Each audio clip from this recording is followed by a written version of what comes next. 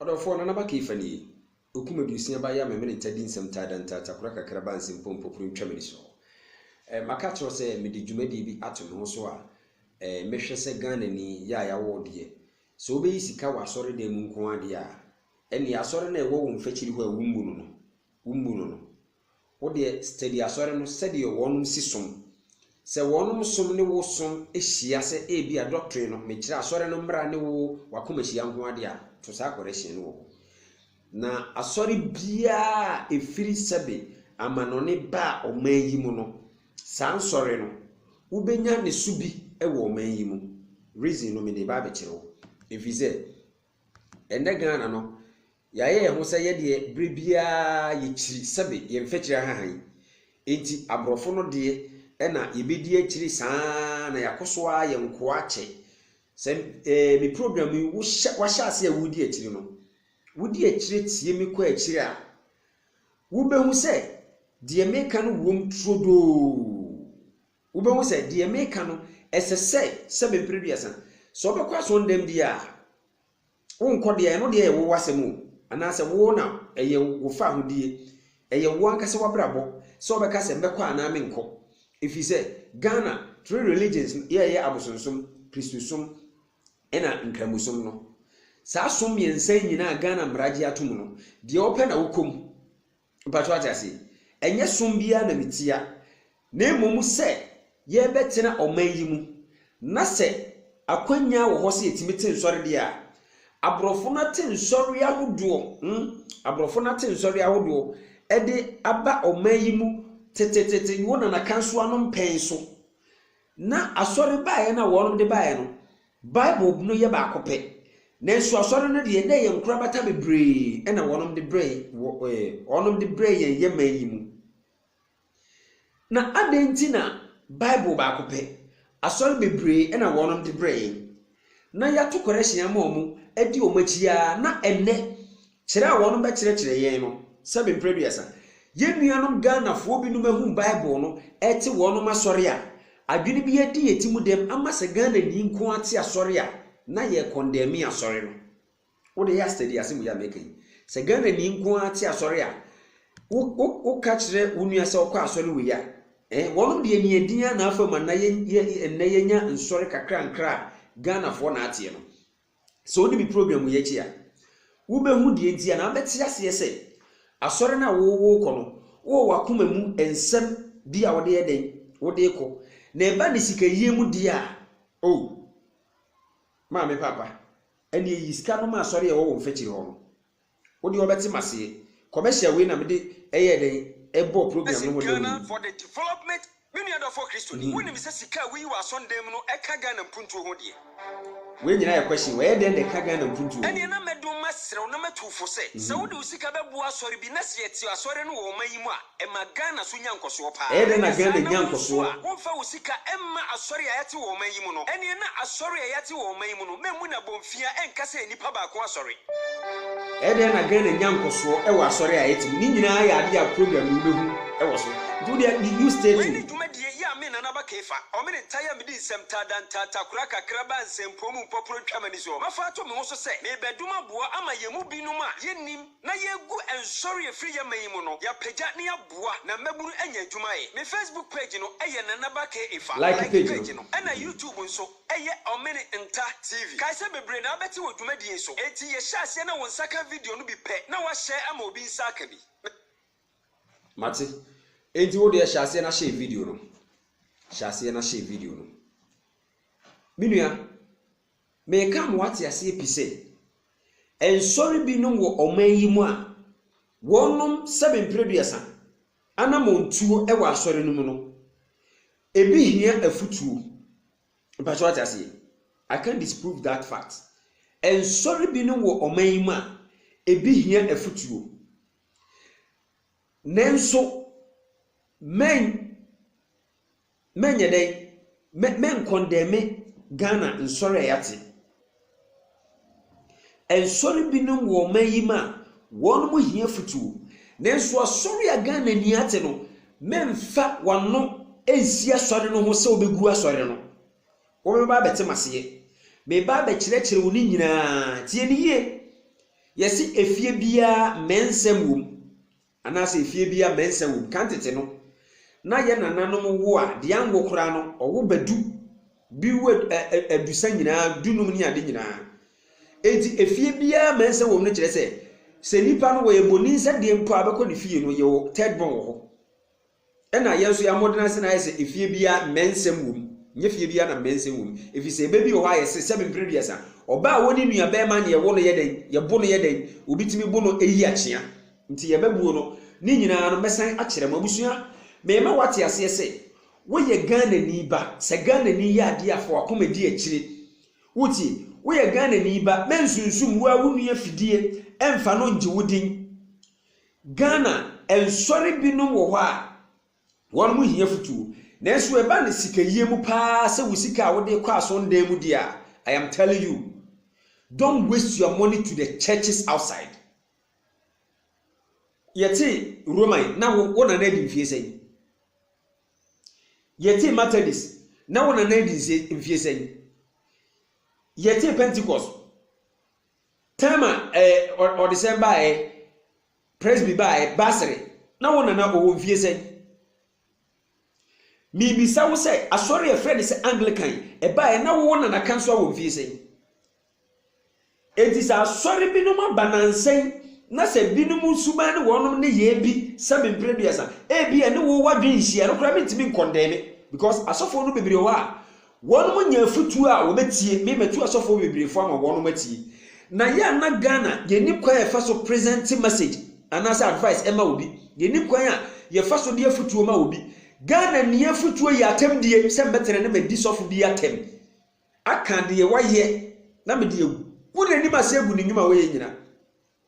enso bi asofo no mfo nso ba akopa awoye no papa awoye no esom nipa buo nipa mpempem enso ne mfo nso ba akopa awoye no nam de akondeme no meme wate ase se emfo nso wo nipa bia ho nipa asabe preduasa ote kantete asori Roman Pentecost Methodist what they saying Basri asori ya omuhu mehi bebrebe say new apostolic yo mbesi nsori si enkurem nyina se no sa sori ahodo ombeye sa no obie ni ho a obetimi akase wono de onye mfonso da nenso ye kata aso ema wo ye den ema wo to okore hye ko Ghana sadwe na wo yetim no ena mebe ma wate ase se Ghana ni sofu bie ni ho a wanye sika eche asori e friend new apostolic Ghana ni sofu bie ni ho wanye sika eche Roman Ghana ni sofu bie ni ho wanye sika eche Methodist Ghana ni sofu bie ni ho wanye sika eche Pentecost Ghana ni sofu bie ni ho wanye sika eche nsori ahodo a abrofo ne de bae no na mi bisa wo mwate ase place eti John Wesley ofri Ghana nka wompe K. Henry na so ma Anglican asafo bae no wo ofri Ghana nka wompe Ellen White awe na so ma SDA wo se ye nipa ba ko penete ye na so Ellen White na na die ni mu ni ade no efi wo ye o man Ghana ni anka wompe menua mo maya dwen mu na ho ene social media de aba ne se ye fa Ghana fo asofo ne egu omanimu ase poto ewom se ebinum wo ma wono mankasa de wada paaba nenso bekuru se beduasa what you say bekuru se beduasa eba ne sa asofo no tifia nipa ba akopa akoya de egu wono animu ase nenso ma wo wano enkonkofa asofo ba akobi eni di Ghana asofo nyina atem eno na pese be prove wrong na wo sha ase ehunu se sofo na 7 beduasa owo man ma wumu no say ye su any ban na rating ko ade a oh forget any enka oman bia wo benya bi wom na when it comes to business wise say yenyi sika asori bia ye tight asori bia ye to correction asori bia ye mo ni sika no from region district maybe circuit to district to municipal to capital to one man ko do central bia asori bia te say bia eye business tie nyakopon honhom no ho se wono musum nyakopon but what is the business aspect of it is they collecting money from one place to the other na Ghana asori ba ko pe ena mi wura wono hyehyemu emse mienu a me hunu se ye sika wa ha sika no ntrem free ha enko ha me de san sori no nyina ho program beba me de san sori no ho program be de ebeba ma wahu enti asori abo se beto correction maybe e wo Kumasi but Kumasi to ye no omo to correction no wo maybe de chem so but main branch e wa sokwa nti yaso sika no free de chem so e kwa sokwa it tends to be business. It tends to business. It is a turn to business now on a business wise abrofo no fitete ye na nanom ato correction kakran ma omo de akoye wo no mo man yie mibisaw o man Ghana ni kote asori bia akoraketua bia na no nduru ba bia no afa sofo de na tena social media radio station na abuama obi atimi kasa so wo man yi mu any other platform so na wa disi asofo no gu nani mase na mibisa sasa asofo no akona bra bomu die wako woni padodo enam ne so asabe previous an odidi san hyehyɛ no nyina program yi so beti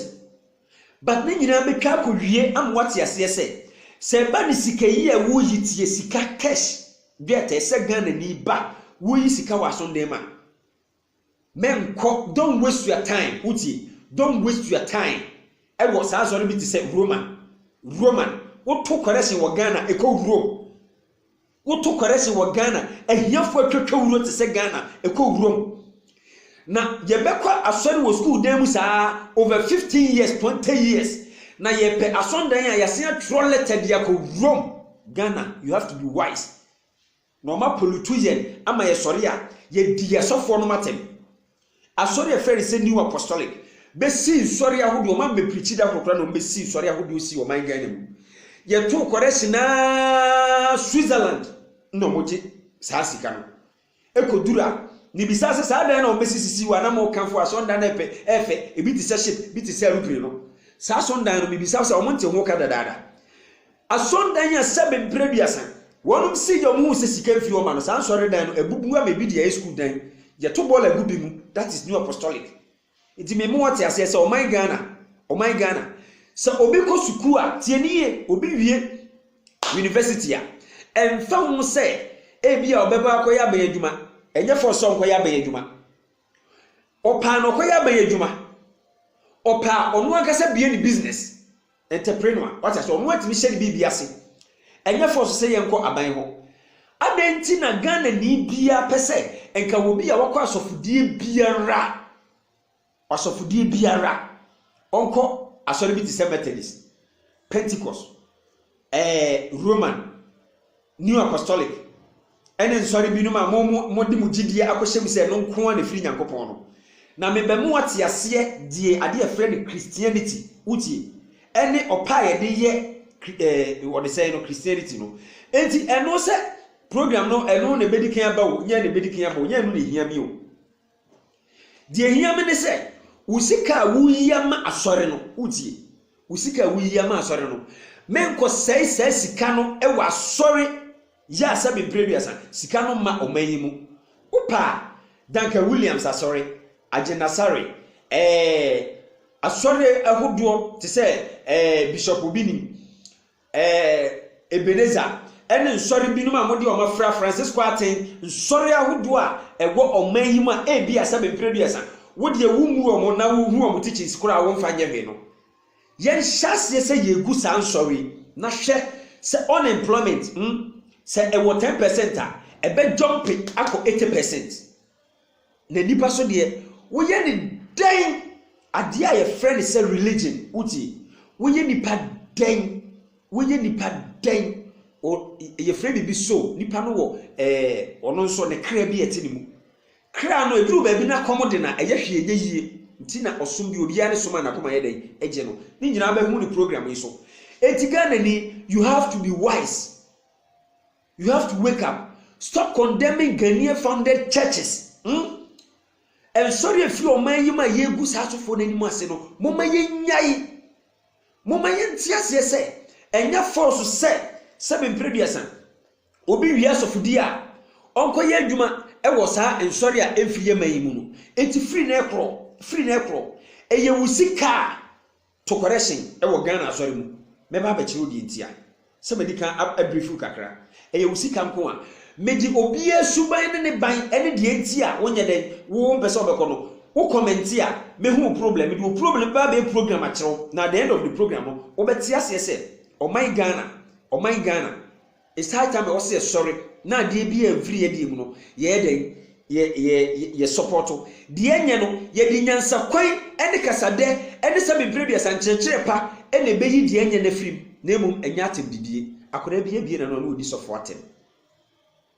akora bi na no odi sofo atem o my Ghana onuma wo so mo ya sofo no mo san sorry tia Ghana sofo ni nyina e beteti mu nyansa mu. And remember, this is not a cheap program. And of course, Nanaba Kefa is not cheap guy. Enti share program we ebe yin se bebre pie. Share video no. Na ka kire hunu yebisa Nanaba Kefa se. Ontie we na bebre na eba obete mase se oyi sika wa sonde ma.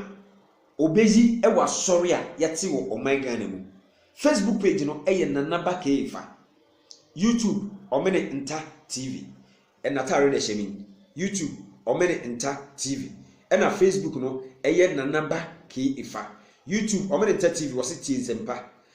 Facebook no Nanaba Kefa like me page no na expect more me video na YouTube pa me di kan de to na ba Facebook yakopon hira me no be che bebre na wo betia se e ka usika wa sonde mu yi a be magana ni a Roman for sabi one mafa na koa ebe kan kire wo se Ghana ni asori Ghana ni ti asori eye one man church enye one man church ni nyina eye one nation be ba be cho se teach no nyina nti to correction e wo o my Ghana mu some for sika nko so so a ene ejai se wo gu Ghana fo empanimfo asofo a wonom se me previous an e wonim die wo ofre a wote asori na ye di o matem egu o manimu ase no what I say ye be ye di nyina e be ba na sebe previous an ye na program yi so ama sofo binom so atenetene eni sebe previous an wana montuo no kasade obuo ne anidie ye de aboa na won so kwanyamfa ahodie me de wasese ne utie me na wo hwe me yakopon hirawo Nanaba Kefa eni medin